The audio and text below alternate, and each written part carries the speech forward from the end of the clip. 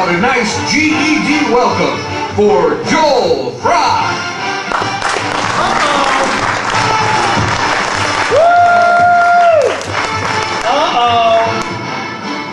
Oh, looks like it's time for the eye candy, huh? Awesome. Oh, this has been a fun night. You guys enjoying the performance so far? This has been great.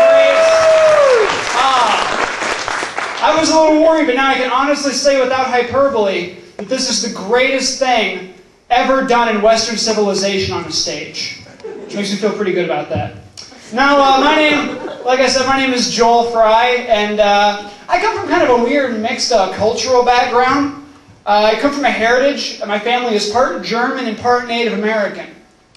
Yeah, that sounds cool, but that's a terrible combination. Because that means, okay, I'll take over Europe, but then I'll give it back for 7 beads in the Pennsylvania State Quarter. Only upside is that whenever I goose step, it starts raining. No, the Native Americans were not too good with their money. Speaking of getting screwed over, who voted? Anybody last week? That was you. Awesome. I saw the 3 children in the front row applauded pretty heavily at the voting thing. I won't tell. Because of the election coming up, I decided to grow goatee, little facial hair, because I wanted to run in the presidential election of 1852. And this seems like the best way to do it. Didn't it seem like back in the 19th century, having a beard was a very dignified way to show your social status? But then ever since Charles Manson, it's become kind of disheveled and weird. That's really too bad. I think actually what did it, the last president who ever had facial hair was William Howard Taft. He had a mustache. And if there's a guy who's going to kill the mustache, it probably would have been Taft. Because you can't look too dignified with half a chicken bone stuck in your soup strainer there. The guy was a little heavy. I mean, the last thing you want when you're stuck in a bathtub is half a tuna casserole just all over your face there. And it makes me feel kind of too bad that there's never been a president since then that has facial hair. Because there's a lot of people with goatees who have a lot of good ideas. Something tells me Macho Man Randy Savage's economic policies are spot on. That would be fantastic. See him in the state of address. Snap into a flat tax. Dead on Macho Man Randy Savage. Pretty accurate. It sounds exactly like... He's been in the public spotlight for a while, but he sounds like that now. No. I think one thing that confused me about the election was, there were different ways to vote. You could, write in your vote, or you could use a machine. I think you should only have to use a voting machine, because as far as technology goes, America doesn't really grasp on to technology all that well.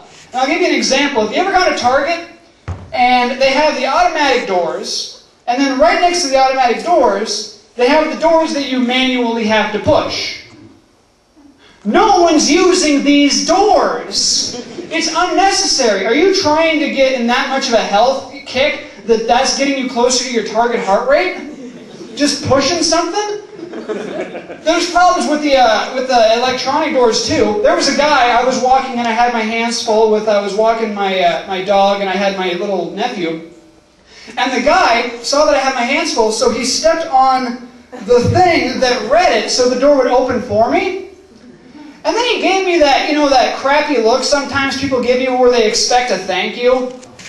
How am I going to thank a guy for doing this for me?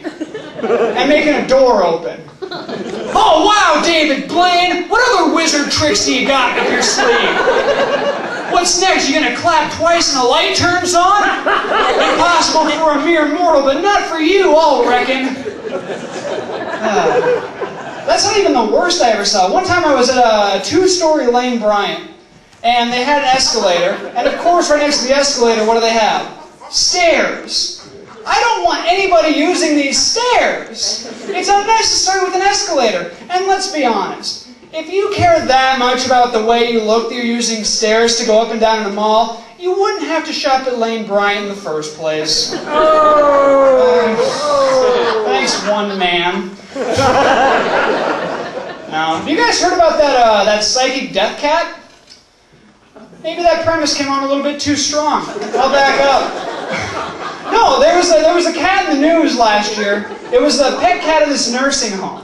And the cat had this unbelievable ability to, whenever it walked up to someone in the nursing home, that person was at death's door.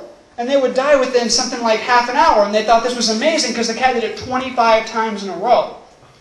And that doesn't impress me because the cat did it in a nursing home. His odds were about 1 in 1.03 to begin with. You want to impress me? Take that cat to a nursery. Let him loose there. It works 25 times in a row. Guess what? You have a cat with a problem. I mean, are you sure that it was the cat was really a psychic? Are you sure that the people that were fed up doing hospice for these old people just didn't want to give them like cat hepatitis or something? That might have been another option. One thing that bothers me too about it is that my uncle owns a nursing home. They don't have a pet cat. They have a pet hammerhead shark. It swims around in the pool. And guess what? Whenever an older person goes into the pool and the hammerhead shark swims toward them, they die in about 20 minutes. The hammerhead shark has been right 11,408 times in a row. By the cat standards, my uncle's hammerhead shark is a borderline wizard. All right, I'll leave you guys on this. I was over at the Blazing Saddle last night, cruising for chicks, and I met the rudest Siamese twin I had ever laid my eyes on in my life, and it blew my mind because never before had I met a people person who was not a people person. Everybody get that? That was going to get it? Awesome. No, they say that people in glass houses shouldn't throw stones. They didn't say anything about the opposite, which is why I'm investing in a stone house so that I can throw glass at people. Thanks, guys, a lot very much. Enjoy the rest of the show.